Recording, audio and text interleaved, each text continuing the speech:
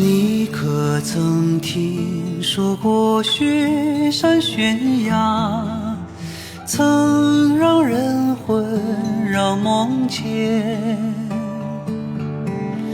传说中有宝藏在上面，也藏着万丈深渊。聪明的、愚笨的、善良的人，都是你熟悉的人。在山坡，在悬崖，在巅峰云端，在这人世间。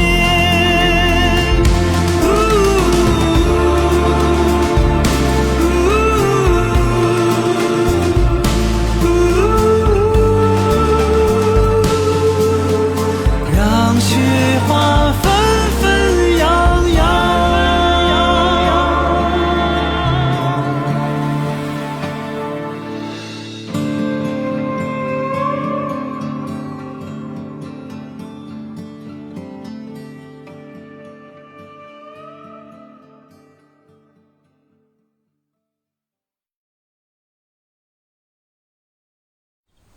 什么姑娘？也是下午入店的，他非要说看看店里饭菜的成色，再决定要不要在店里吃。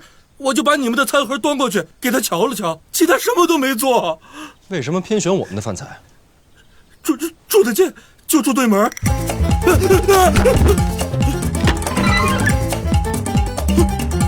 这咋吃啊？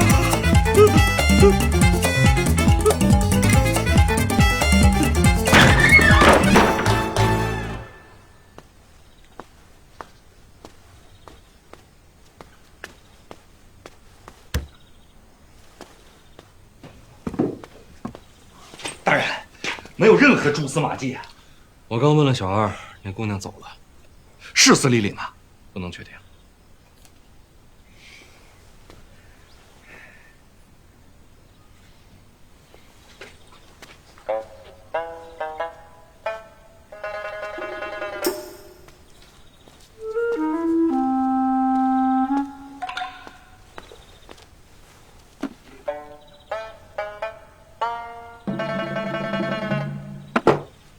没错，就是它，宁可认定。晨光的味道。什么晨光？一种熏香啊，醉仙居一直在用此香，此香余味悠长，不易散去。你闻闻。你怎么知道啊？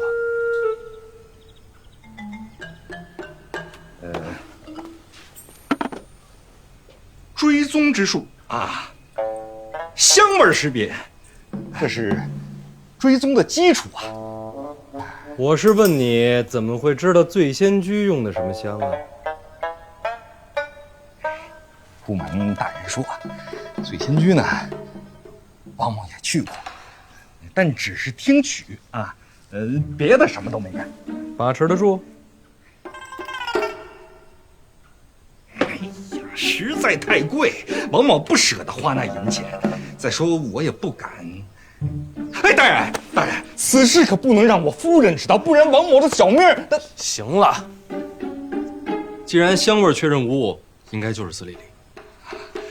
咱们连夜追踪，或许今晚便有收获。赶紧把脸擦一下，怎么追？那姑娘骑着自己的马往披甲丘去了。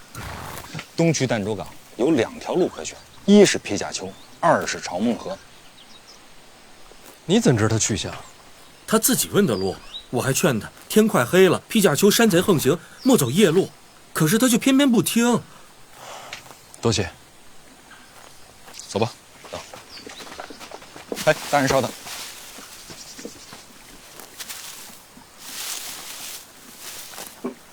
黄豆、苜蓿、鸡蛋。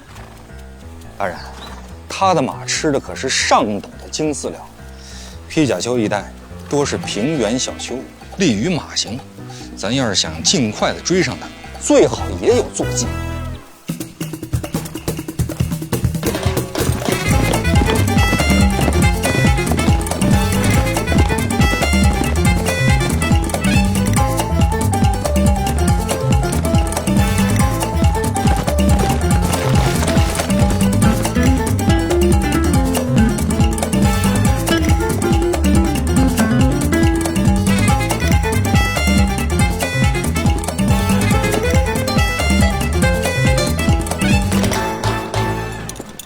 咦，怎么了？前方有新鲜的马粪。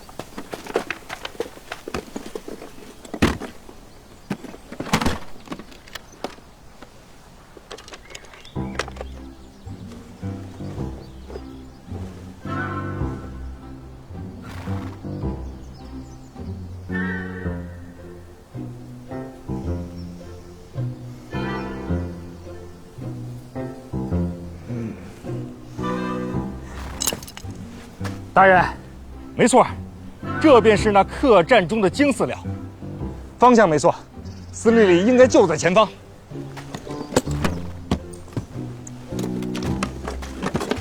你等会儿，怎么大人？刚才看你吃这东西的时候，我总觉得哪儿不对劲儿。大人，我没吃啊，你不觉得太顺了吗？什么太顺了？发现下毒，发现司理里，然后一路追踪行迹，一切都那么顺理成章。顺还不好吗？他先发现的咱们，没错吧？对呀，所以他给咱们下了毒。那他为什么要给咱们下毒啊？因为咱们在追他呀。那他为什么不等毒发就提前离去了？想必是行事小心。我第一次见司理里，我就给他下了药。大人有这癖好啊？我的意思是，他知道我精通药理，可刚才用的毒都是最普通的毒。兴许是手头没有更好的毒药。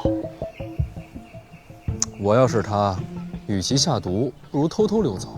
还有啊，他把自己的去向告诉店家，这不是故意等咱们追上吗？大人是说他故布疑云？哎，难道是自己前往披甲丘，故意引咱们前往朝梦河？啊，不会，大人。刚才这路分叉的地方我都看了，朝梦河方向没有人行踪迹，而咱们这一路过来，这马蹄始终是在躲避深挖泥坑，而且这马上啊，显然是有人操纵。我总觉得他在故意等咱们追上去。大人，您是不是想多了啊？他就是慌不择路，露出了破绽。咱们还有多久能追上？他的马已经很疲累了啊！明天早上一定能追上司理里。继续追吧，追上了自然知晓。是大人。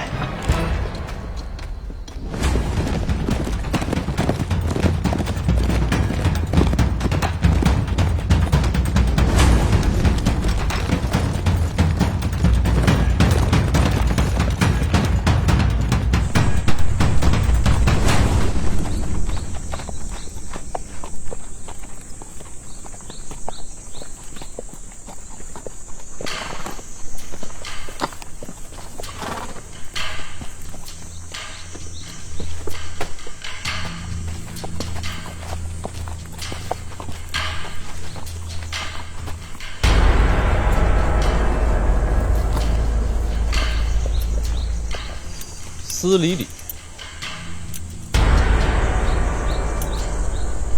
范公子终于追来了，奴家都望眼欲穿了。你是北齐暗探？是。纽兰杰刺杀是你所为？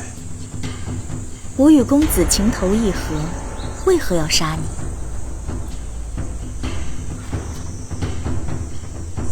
回京都慢慢谈。范公子，能不能放我离去啊？不能。在镇上客栈瞧见公子，吓我一跳。我自问逃得仔细，结果还是被公子追上了。公子追踪之术，真是叹为观止啊！多亏老王。嘿，大人客气了。早听说李李姑娘清雅脱俗，今日一见，果然是惊艳啊！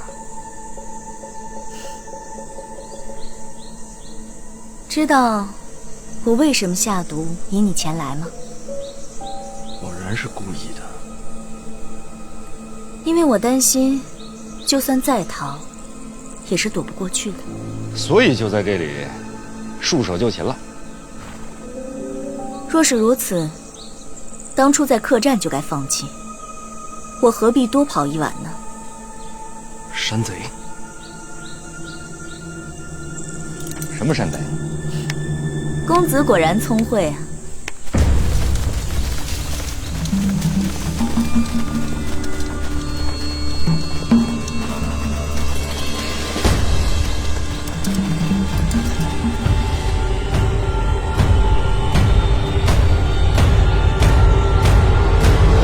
奉行于此处的山贼，也是北齐安探。本就约好在此处接应，客栈发现公子只有2人追来，不如顺势而行，引君入瓮。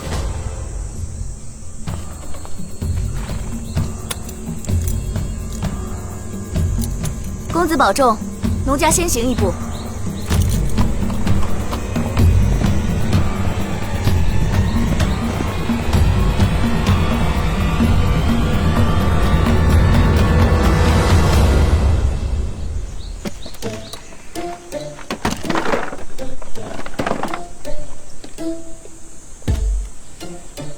大人，就这个吧，啊，还稍微长点，凑合使吧。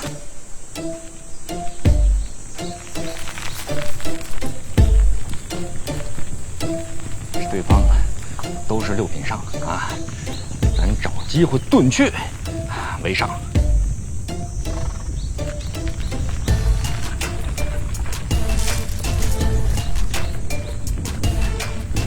大人，这实在不行了，你再蹲地求饶啊！大人，在动，什么在动啊？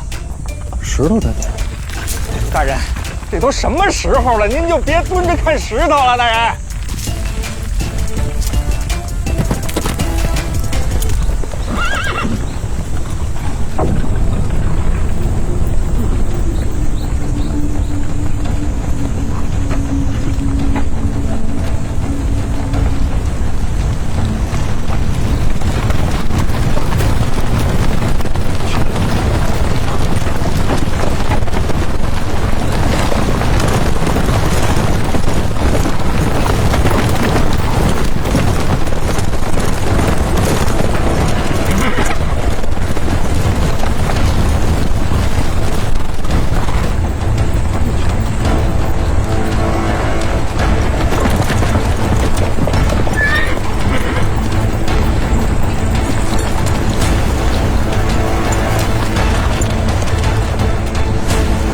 黑旗，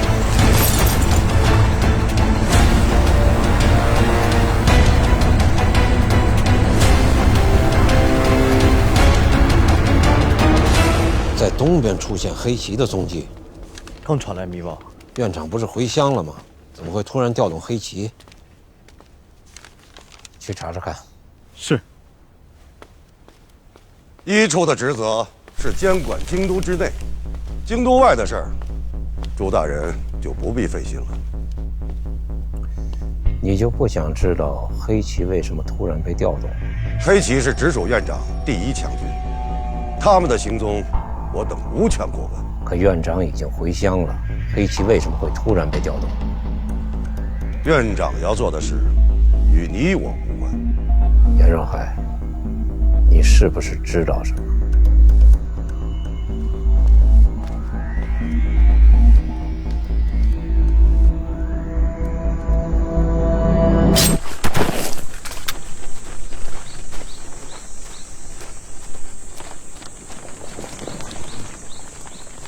监察院内战力最强的，便是这由院长直属的黑旗。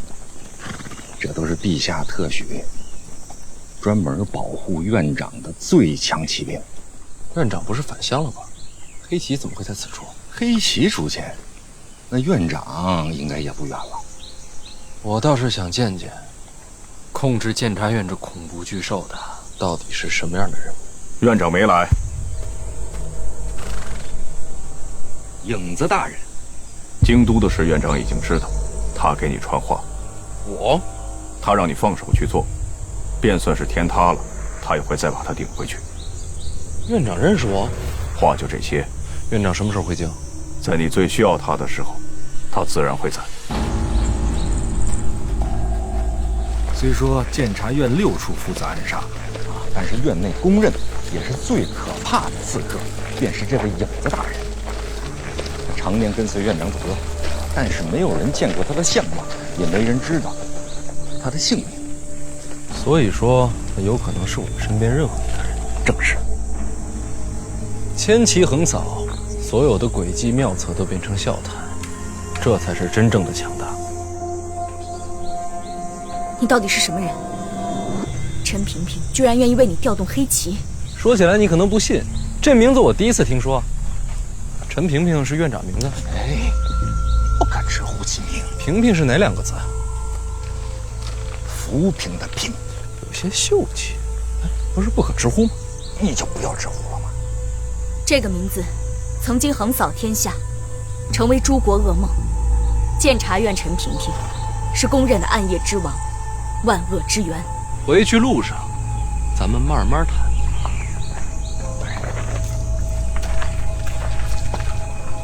回去这一路啊，一定要小心。怎么说？牛栏街厮杀，北齐和东夷省的高手齐出，还有城卫的弩箭啊，这些可不是个暗探能操纵的。我担心这背后啊还有大鱼。所以呢，这里边水太深了，所以这一路啊我们要隐秘些，不要让别人知道我们已经将其斩获。你是担心路上有人灭口？回到京都之前，任何事情都可能发生。黑旗席卷，这场面想藏是藏不住的，恐怕只有反其道而行之了。反其道？何解？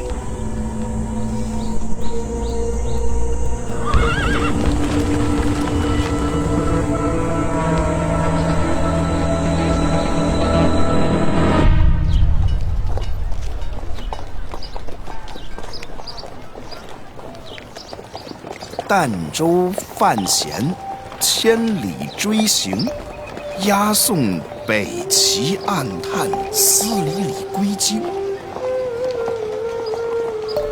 哎呀，这个司礼礼看样子犯事儿不小啊！没想到他居然是个暗探。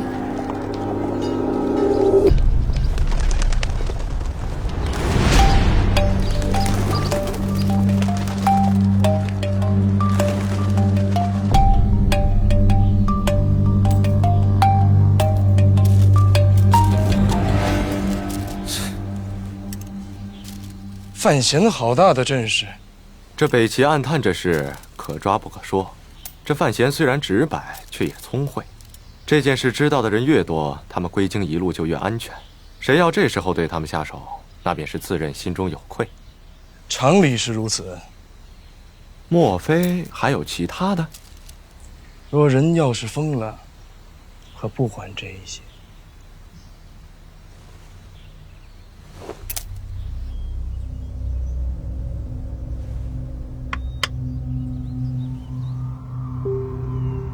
姑姑笑什么？啊，我这未来的女婿倒是有趣。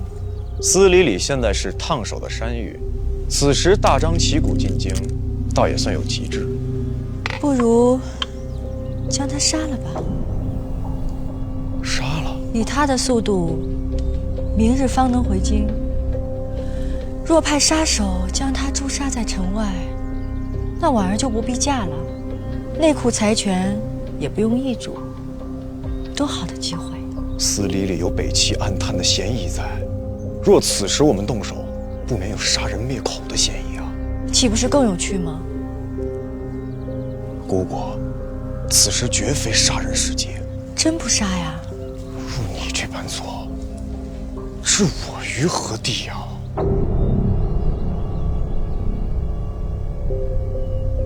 你看。我和太子说笑呢，他居然还当真了。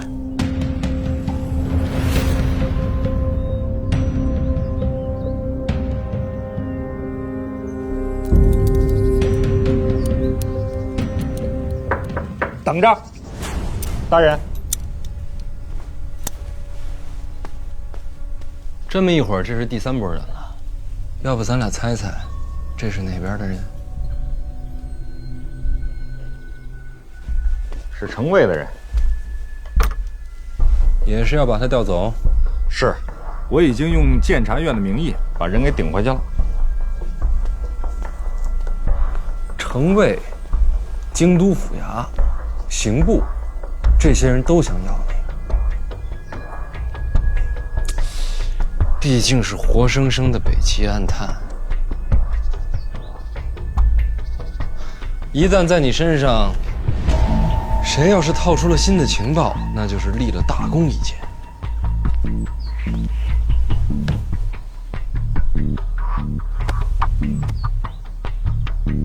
不过你也清楚，不管我把你交给哪边，你面临的都是无尽的酷刑，到时候连死都变成一种奢望了。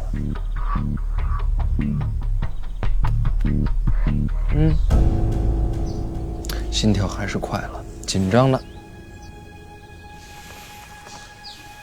牛栏街刺杀主谋是谁？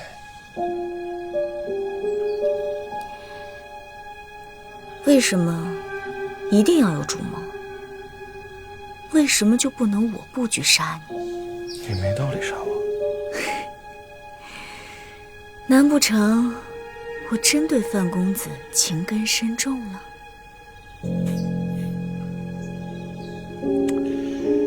姑娘是北齐暗探，潜藏京都这么多年，也不知道花费了多少的心机，成了醉仙居的花魁，接触的那都是高官名流，正是打探情报的黄金时期。你现在把身份暴露了，这一切努力就白费了。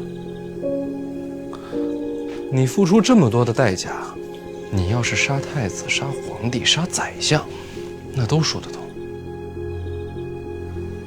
就为了杀我，不至于吧？公子果然聪慧啊。那姑娘就是承认刺杀主谋另有其人了。如此聪慧，不如自己猜那人到底是谁。那不如你把名字告诉我，我保你性命啊！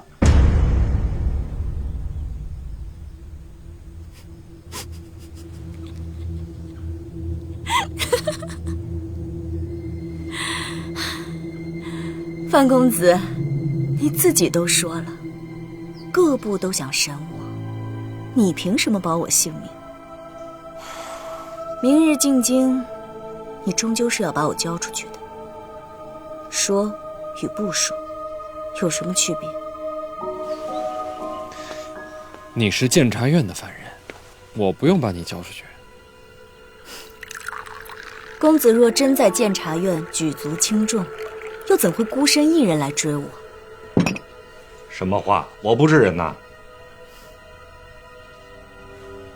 大人，喝水。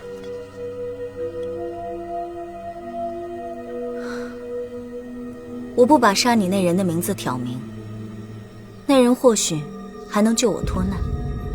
若真说出来，就只能任人鱼肉了。现在救你太难了，我要是那人，我杀你灭口。公子说了，我要面对的将是无尽的酷刑。就算真要被杀，未必不是一种解脱呀。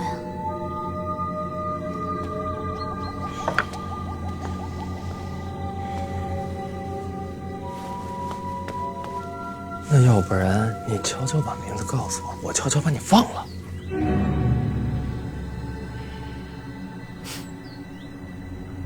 公子，你说笑呢吧？此时此刻，各部目光都在我身上，你敢放我？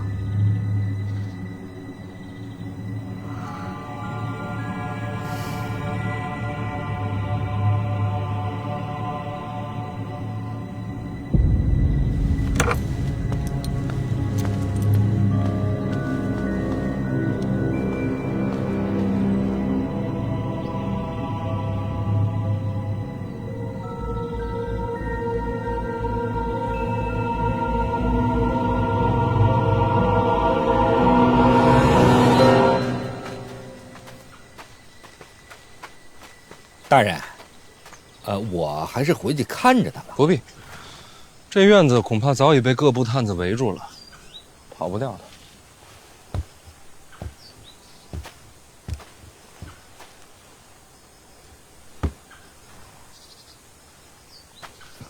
哎，要早知道这样，咱们就不用这么着急把他带回京了。黑旗一出，表示陈院长已经知道此事。此时不回京都，有通敌之嫌，会害了家人。大人说的是，可是影子大人不是状告，您可以任意而行吗？说是出了什么事，院长他会支持的。我跟陈萍萍非亲非故，他为什么要帮我？大人还是不信任他。人心无常，不见到他本人之前，我没办法信他。大人，在交司礼之前，您还有个机会。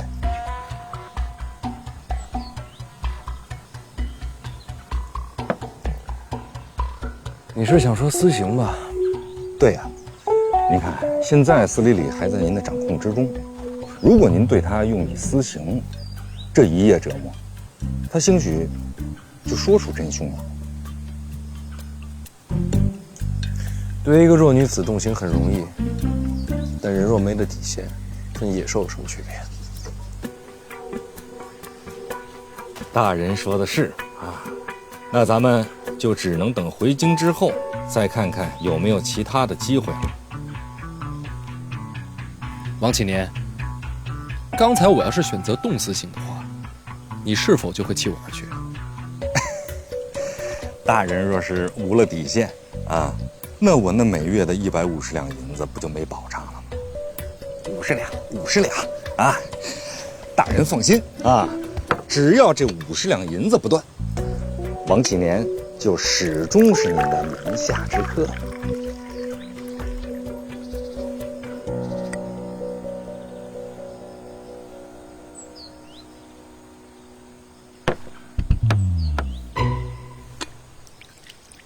这一个个的都急不可耐了。毕竟是大案，大人若不是有监察院支持，这人怕也守不住啊。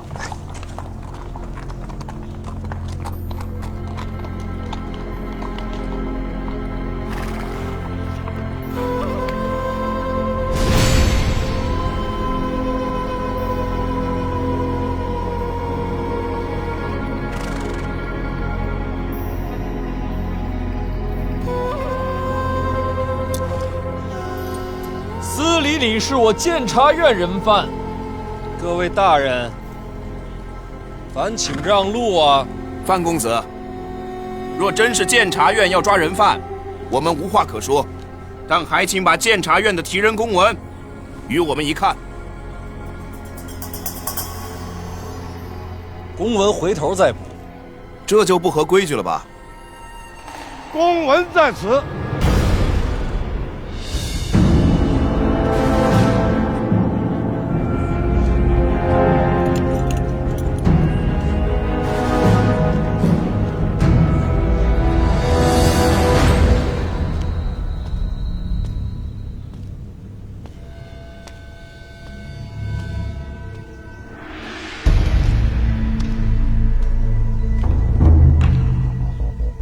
监察院直属陛下，京都内外诸般事宜都有提审之权。公文在此，若没有陛下圣谕，这人我就带走了。不服气的，只管抢人。跟上。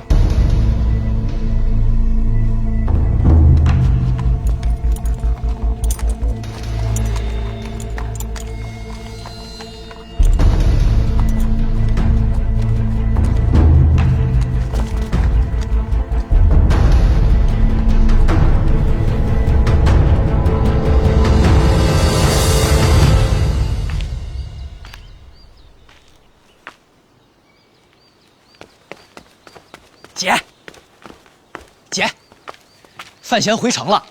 你怎么知道的？全城人都看见了。抓到了。范闲押着司礼礼回到了京都，城门口有好多人，好像都要劫走司礼礼。幸亏啊，监察院四处主办严若海出来了，拿着一纸公文把人领进来了。真的抓到了啊？姐，你怎么好像不太高兴啊？这样未必是好事。从何说起啊？哎，你去哪儿啊，姐？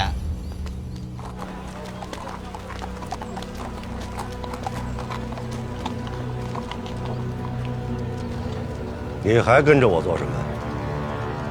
严大人，司礼礼一案与牛栏街刺杀有关，可否由我主审？我亲自来了，人还会还给你吗？严大人，暗探军机为我四处监管，没你的事儿了。人是我抓的，抓捕有功。王启年偷查秘闻一事，给你一笔勾销。刺杀终究是与我有关，那就更要避嫌。回府去吧。还是说，你想和我动手？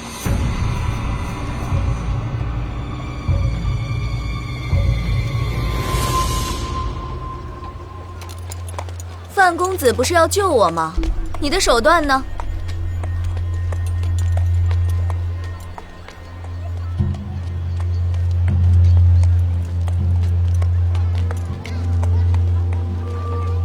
严大人，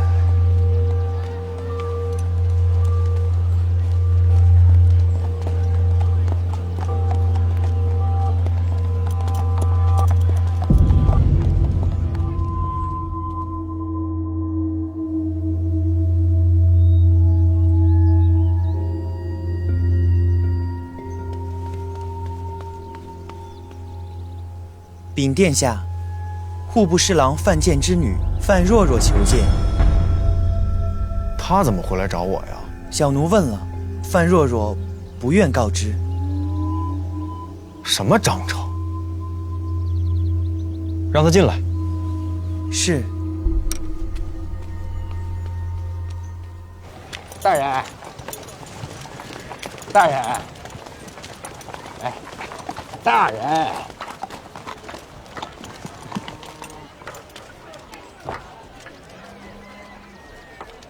人都没了，还留着他干什么呀？拆下来扔了吧。哎，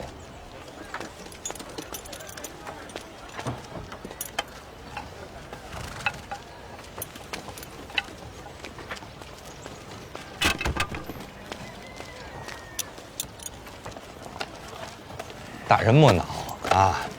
毕竟他儿子严冰云也是因为您才远去北齐的，所以他对您冷淡些。这也是人之常情。饿了？你说什么？这几天一路奔波，要不要请你吃顿好的？不，那倒是不必。我呀，得回趟家跟我夫人去报个平安。再说，我也想我那女儿了。也对，晚点记得过来找我。以后跟着我做事儿，总得跟府里交代一遍。是大人。那您真没事儿了？我能有什么事儿啊？记得来府里啊！哎，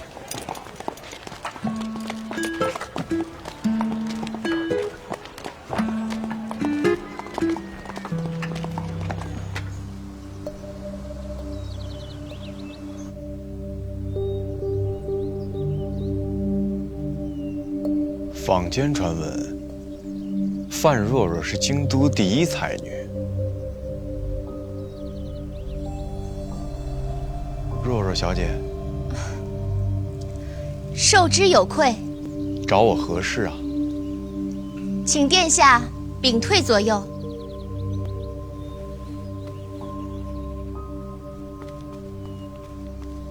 说吧。司礼礼被押回京，想必殿下已经知晓。范闲颇有才华，一手七言震惊四座，又当街搏杀8品高手，现在还亲自抓回北齐暗探，着实让人刮目相看呀。行事不羁，乃取货之道。范若若愿为殿下关注家兄一举一动，若有非常之举，我愿暗中通报。我怎么听人说，你跟范闲兄妹情谊颇深呐，因此才要保住兄长性命。你觉得我要杀他？这不重要。家兄骄纵，不知收敛，对殿下颇有不敬，总有一日，家族会被牵连获罪。我如此做，也是为了范府着想。哦，真是有趣啊！小姐，小姐，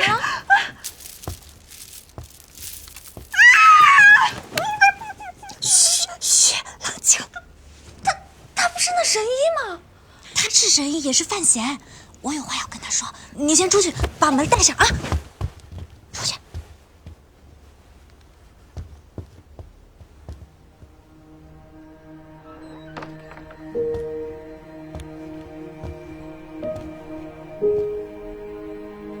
你怎么白天就来了？刚回来，我想看看你。听说你捕获了司礼礼，可有受伤？安然无恙。我这身手，我能受什么伤啊？那他人呢？刚一进城门，吏部、刑部都来要人，最后被监察院带走了。行了，不说这些了。那是吃的吗？正好饿了。这是我方才吃过的，我又不嫌弃。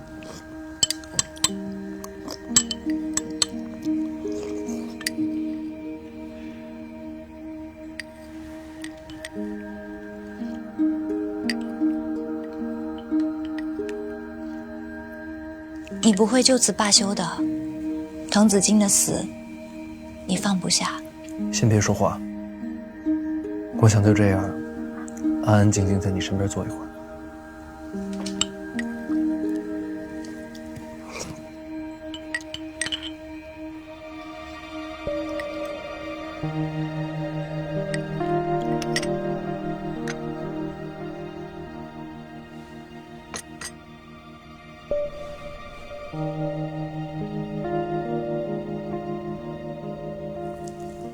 我时常会想，如果那日我没有去青苗，我就不会遇见拿着鸡腿的你了。时光如河，浮生为鱼，在暗流湍急中相会，总是命里该遇。就算那日不见，终会路左相逢。命里注定。或许。听你这么说，我心里安定了许多。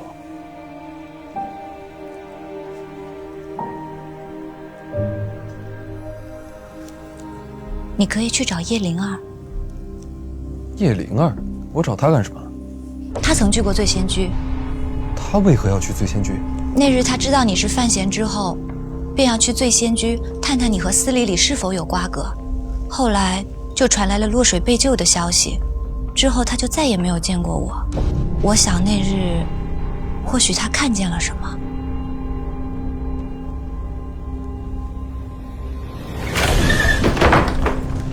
二公子，这么巧，我给小姐看病呢。二哥，二公子因何动怒？你是三州野手，竟敢私入闺房！你怎知我是范闲？今日定斩你于剑下！你先把剑取下来再说。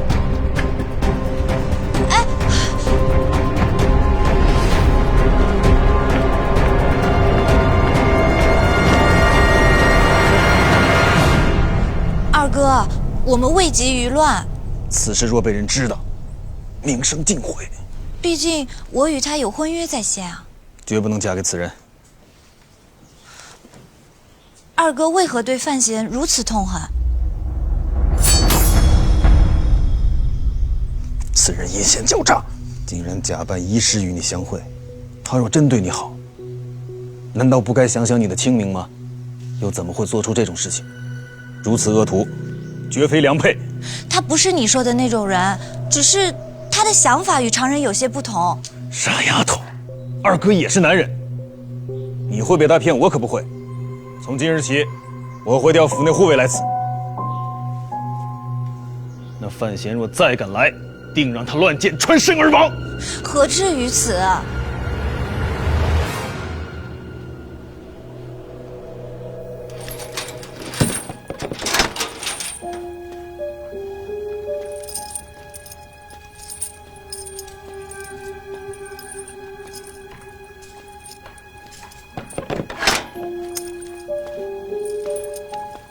严大人不问我吗？问什么？谁要杀范闲？审理的不是我。那是哪位？陈萍萍不在，莫不是一处诸葛？我在等。等什么？等审你的人出现。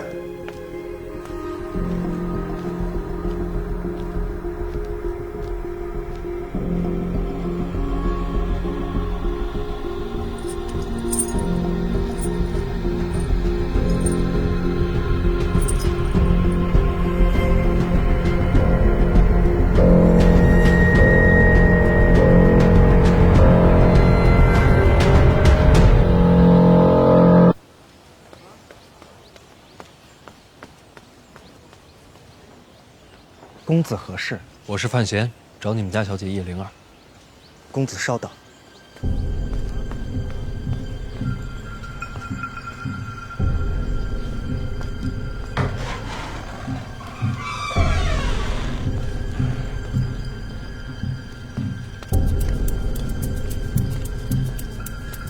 你找我？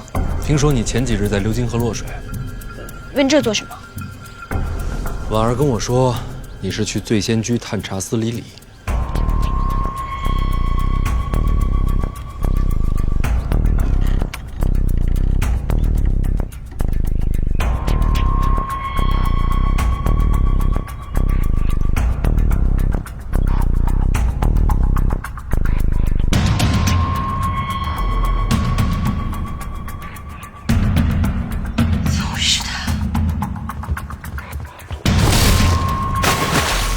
为何会落水？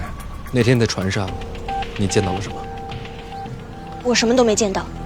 撒谎！你认识那人？不认识。不认识，也就是说确实有人。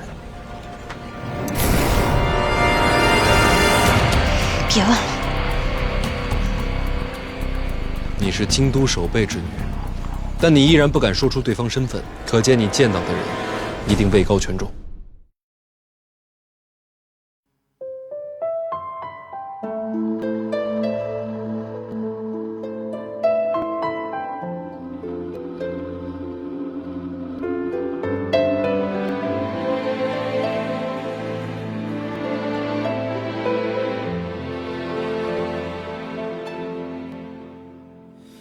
时光在岁月长河里不停地轮回，记忆在前世今生里不停地交汇，慢慢星河醉，转眼间春去秋来，雁儿已难飞，谁又能舍下和你这一生相随，在梦里转了千百回。看落花无言，流离中年复一年，细数这余年，纵然实在不相见，断了前缘，无悔无怨，潇潇红尘思念如从前。听笑月已无眠，留一半温柔的心看顾这余年，纵然时跨过千山一路烽烟，你始终与我并肩。看落花无言，流离中年复一年，细数这余年，纵然实在不相见，断了前缘，无悔无怨，潇潇红尘思念如从前。听笑月已无眠，留一半温柔的心看顾这余年，纵然是跨过千山一路烽烟，你始终与我